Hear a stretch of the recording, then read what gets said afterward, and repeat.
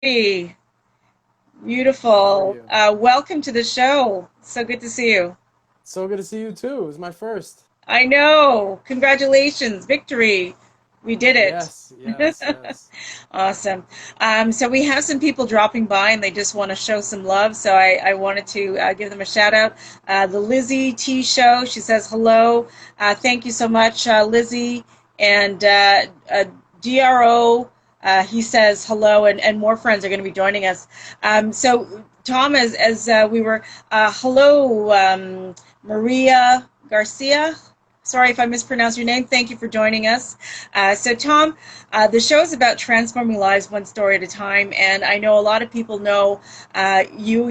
You're a public figure. You're a force to reckon with at Queens Park, and you represent your constituents so well, Humber River, Black Creek. But maybe they don't know the personal side of Tom the way that some people know, and I'm privileged to know a little bit about you since our time getting to know each other. So maybe what you could do is tell us a little bit about your background leading up to becoming the MPP for Humber River, Black Creek.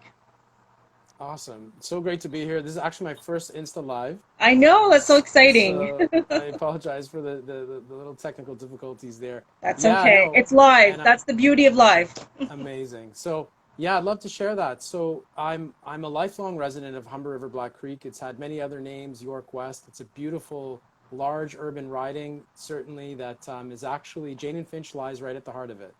I grew up here as a tenant. I spent the first 30 odd years of my life as a tenant in this community. In fact, tenant issues and tenant rights really was what got me really thinking. You know, my friends, my family, there were a lot of barriers to for the people around me that I cared about in terms of everything from accessing jobs within education and whatnot.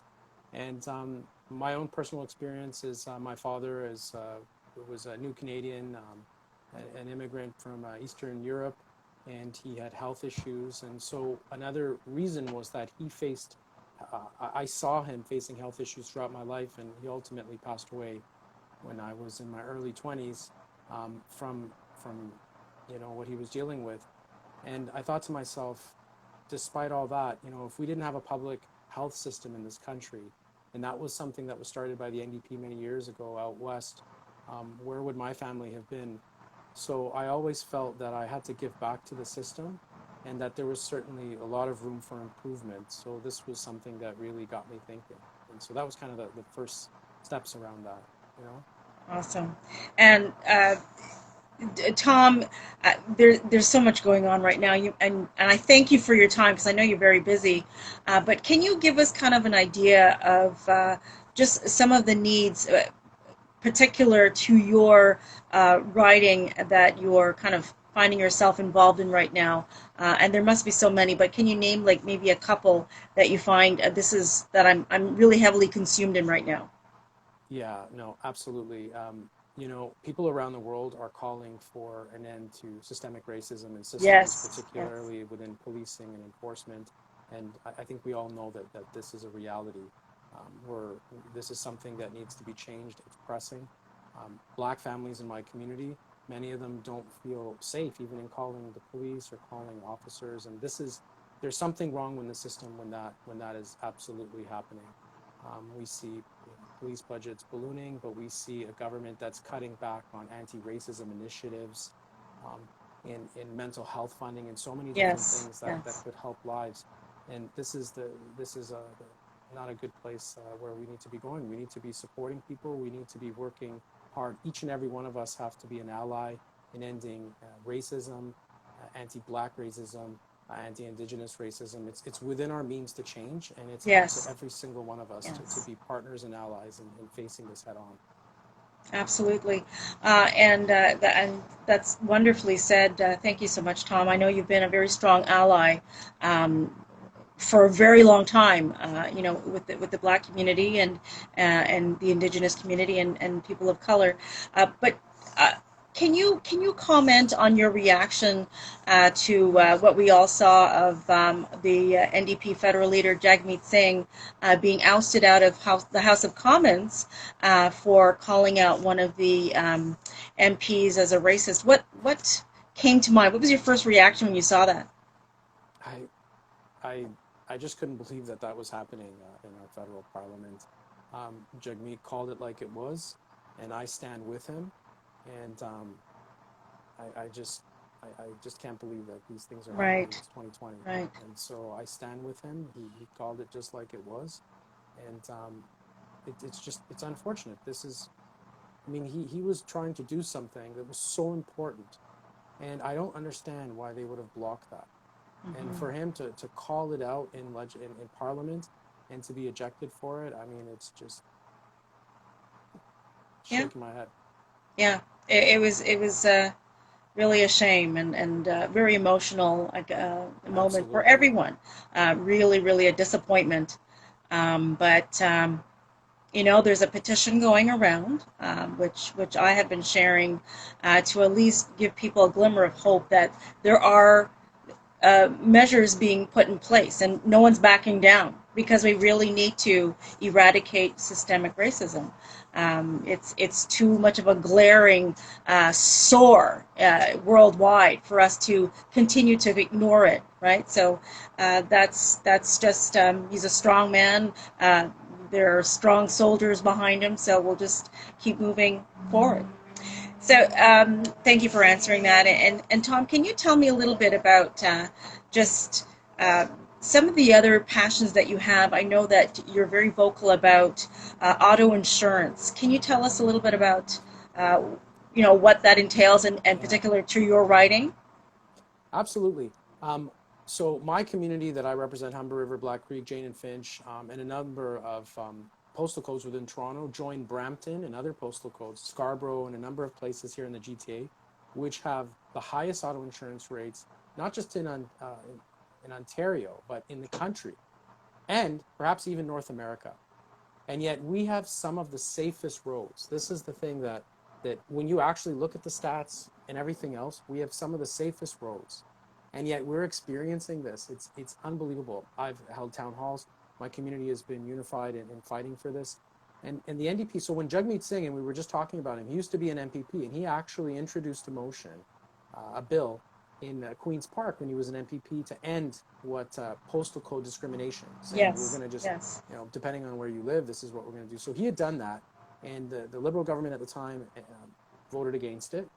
And so his brother, a great friend of mine, Gratan, who is an MPP out in Brampton as well, introduced a bill again earlier in this term, talking about ending postal code discrimination within the GTA. Again, this government, the Conservative government, now voted against it.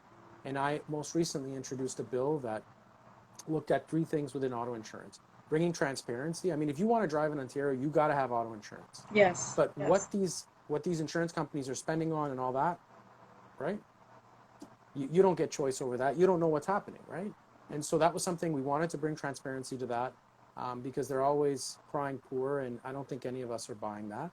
And the other issue was around the issue of looking at their costs, modernize their operating costs. They have profit margins that they're making on the Yes. back of all of us. We're looking at 9 straight auto insurance increase term after term. So this would have challenged all that. Government votes against it. Now during COVID, the NDP have called for a 50% reduction in auto insurance rates. Why? Driving accidents have been down 74% in Okay. in Toronto. Okay. This is a similar situation across Ontario, and I'm talking to people every day that are telling me their insurance policies, no one's budging, and they're still paying the highest rates. And in my community, where you have working families, people struggling to get by, and especially in the midst of a pandemic where it's a Right. really, really tough time for people, Of course. um, insurers are not passing on the savings that they are certainly making right now to drivers. It's just wrong. So it's a very hot issue in my community. It's always been. I hear about it daily, and we got to continue to fight against this. Change it. Yeah, absolutely. Um, Tom, what's next? I mean, I really have to say, and I spoke to Rima the other day, and um, there's a lot that you're facing, not only in your particular riding, but when you go to Queens Park, you're up against a lot of pressure. So in the next couple of months, what would you say are the next steps in terms of just kind of some kind of recovery for Ontario? What do you predict to happen? You know, so one of the things that the NDP actually called for, so first of all, there are people that I've been hearing throughout this pandemic facing the potential for evictions, uh, commercial businesses. Uh, the NDP itself were calling for support of small business owners, Black small business owners that have been facing challenges, a number of individuals like, business owners who come from communities that have faced barriers, marginalized communities, again, Yes. specific targeted funding and support for them. That went on deaf ears. We have a system that basically requires commercial businesses to now buy, to say, look, I want to apply for this. And the NDP Right. plan was directly supporting the tenants so that they could pay their landlords. And this all fell on deaf ears. So we need to be supporting people. They are absolutely struggling. I mean, I mentioned auto insurance is a small rate, but people are struggling in every shape, way, or form within their lives, losing jobs. Um, it's just a difficult situation, and this government needs to do what it can to help those that are struggling the most. We also called throughout this pandemic, for instance, for the importance of race-based data in terms of who's being affected, so that we could again better target those resources. So that's something that's so essential and crucial.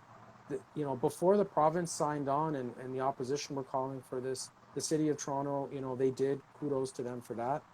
But it took a long time for the province to decide to agree on this too. And so there's a lot of support that's going to need to happen. We need to support our small business community, and we need to support everyday Ontarians in this recovery. It's a challenge, but this government needs to do the right thing. Okay. Tom, I asked Rima a similar question.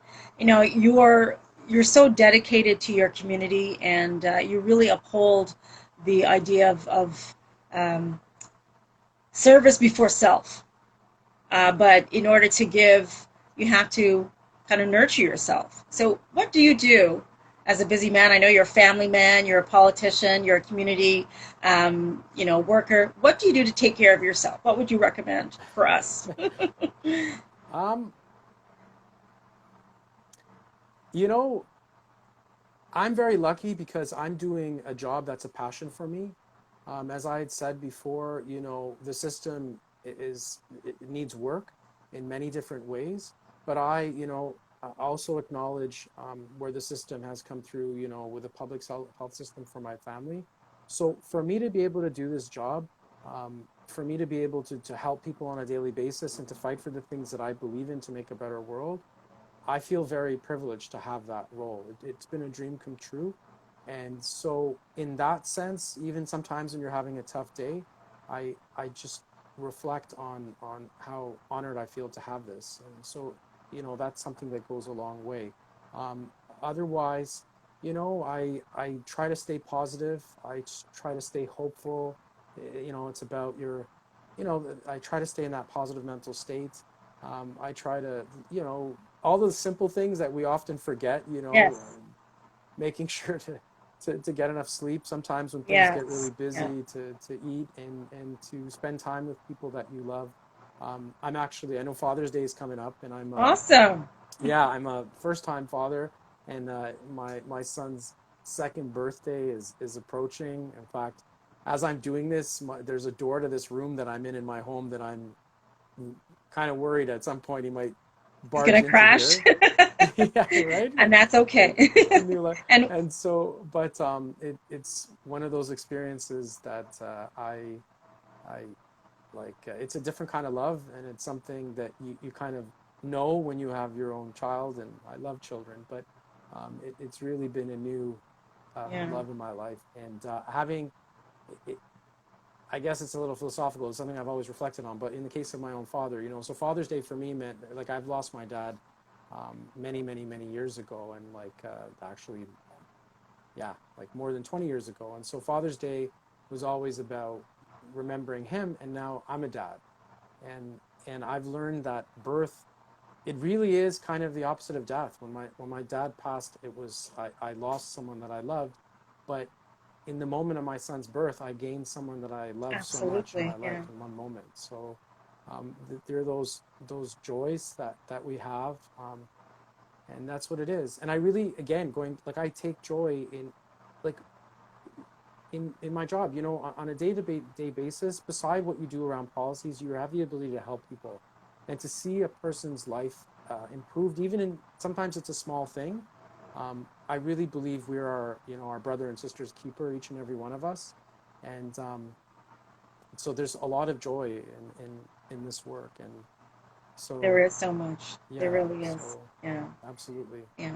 And I wake up with a spirit of gratitude, you know, despite whatever noise is around. It's a beautiful thing. This journey that we have, and just to see the beauty in it. So I really thank you so much, Tom, for your time. And I'm just going to ask you, how can people reach out to you if they want to maybe volunteer on your team or Oh, wow, donate yeah. or just to say hi? I mean, you know, if you, so I have my Twitter at Rakocevic T. I'm on Facebook. I'm on Instagram, Tom Rakocevic. My last name is Rakocevic, but I know it's on your ad there for the Insta Live. You know, if they ever need help from me as an MPP, they can call my office at 416-743-7272. But I do want to say this one thing. You asked me about joy, and I want to say that, Nikki, I've known you for some time now, and I think you're an absolutely wonderful person. Thank you. You're a great friend. I think you're an incredible leader. I know that you've changed so many lives, and so Thank you. just in being able to do what I do and walking this path of politics also enabled me to meet you and for us to cross paths too. And I really feel blessed to have your friendship. So I really appreciate this opportunity to be here, Thank you. and I Thank do you. appreciate your hard work. It's really an honor for me, and we're just gonna keep pushing, keep We are. pressing, keep doing what we do best, and that's giving back. And I just, please have a wonderful Father's Day. Give your little one a big hug for me, and say hello to your lovely wife and family members. And yeah, I think Thanks, Nikki. I'm very hopeful about what's going to come next in the next Me too. few months. There's a big adjustment. There's a new normal, but I think there's a sense of community that I haven't felt for a long time, and it's happening. There's a revival, so that's the good thing. Yeah. It's in all of our hands, and we will make that change together, each and every one of us. So, thank you so much, Nikki. You're welcome. You're welcome. All right, you've been watching the Nikki Clarke Show with our very special guest, MPP Tom. Tom, help me pronounce your last name. Rakocevic. Rakocevic. Okay, Yeah, wonderful. I'm. Yeah, I always kind of mess that up. So it, thank you for saying that. And if you missed the interview, don't worry, it's going to be playing again on Instagram, and I'm also going to upload it to YouTube, so you can like, comment, and share as many times as you want. All right. So all the best. And have a wonderful weekend. Happy Father's Day to all thank the you. fathers and the fathers Thank you. standing in the gap. Take care, Thank you Tom. so much. Thanks. Bye You're bye. welcome. Bye for now. Thanks for joining.